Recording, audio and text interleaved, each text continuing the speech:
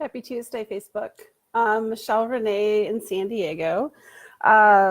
It's a busy, busy day today because I am flying on the red eye tonight out of San Diego to Chicago, and then I'll spend 3 full days in Kalamazoo and try to pack as much stuff in as possible, see my kids, get my dog, see some friends. You know, I'm really good at what I call friend Tetris. So this is going to be like visiting home Tetris. How much can I get done? My son is moving on top of it. So I have to finish kind of some of the move I never finished. I don't know if it'll ever be finished, but that makes for a very, very full 3 days. So today I didn't just get out of training. I grabbed a shower first. I have another thing I have to do in like 10 minutes. So again, my day is just bing, bang, boom. So today we talked about wanting versus asking, or not wanting, wanting versus getting. And the getting part was not my focus today. There was a few things that I found really interesting about today. We started with an exercise called doing a want rant. So we had 2 minutes to just rant about what we want. And it was vulnerable to do that. Thankfully, my partner is the partner that I had to rant with. I trust them. I know them enough. It would probably have been more vulnerable to do that rant with my relationship partner, with Paul, because I noticed some of my wants involve him, and yet they're things I don't know if I've actually communicated with him in a this is a want of mine, not just a could you do this. That was interesting. I also found that in my rant, when I cursed, it felt better.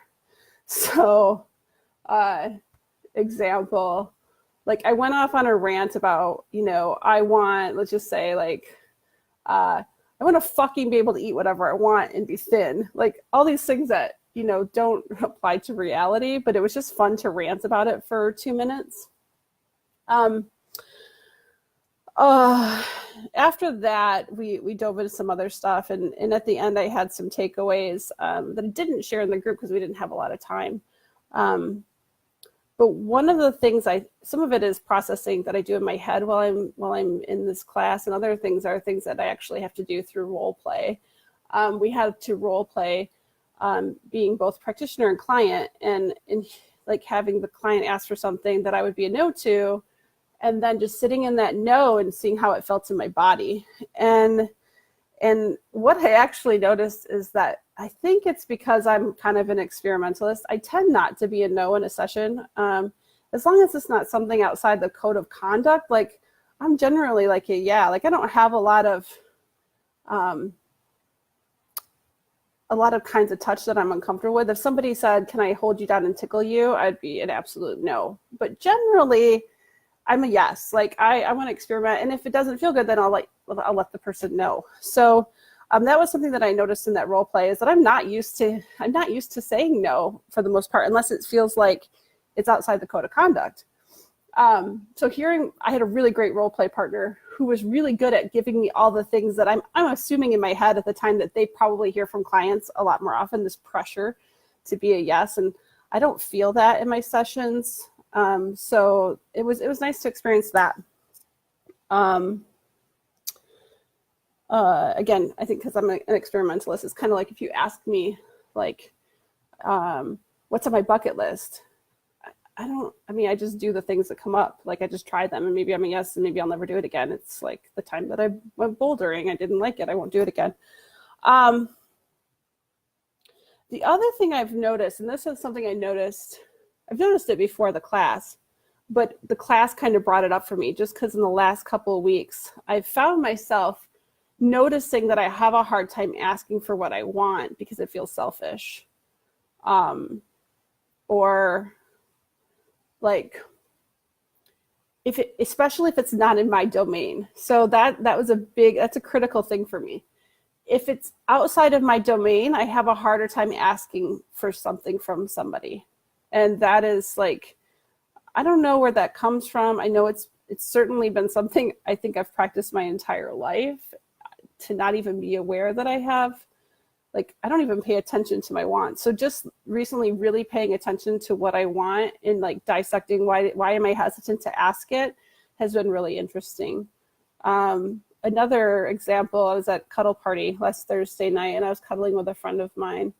And, you know, just we were embraced face to face. And one of the rules of Cuddle Party is you don't talk about other people's experience, talk about your own.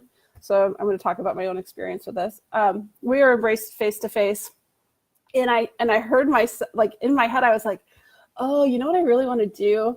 I kind of want to play with his face, like run my fingers around his face. I love to like trace people, like all the little like divots and lines. And I like to trace people's faces. And I stopped, like, I was like, I had a conversation with myself, and I was like, will he think I'm silly to ask this? Will he be a no? Will he, you know, all these things came up, and I was like, but I'm here, I'm in a safe space that I'm supposed to ask for what I want. And it's just a request to play with his face. So I went ahead and I gave myself permission to ask, and he was a yes. He said, I think it was something like, yeah, and I'll let you know if it doesn't feel good to me, which is perfect. Then I can trust that he's gonna tell me when he's a no. So that was like fun to give myself permission to ask for something silly. I don't feel like that's enough in my life. Like, I don't have enough silly in my life. So yeah, those are my takeaways. I want to try a want rant with people that are closer to me, that I would be more vulnerable sharing those things. So that's on my bucket list, is to take that step, because it feels super vulnerable to do that. So that's what I'm going to try to do soon. I don't know when, but to my friends in San Diego, I'll be gone just a few days, and when I come back, it'll be my birthday, so that'll be fun. And when I'm in Michigan, hopefully we can celebrate a little early. So I can't wait to see everybody. I will talk to you probably next week after this, after week 3. So have a beautiful day. Bye. Mwah.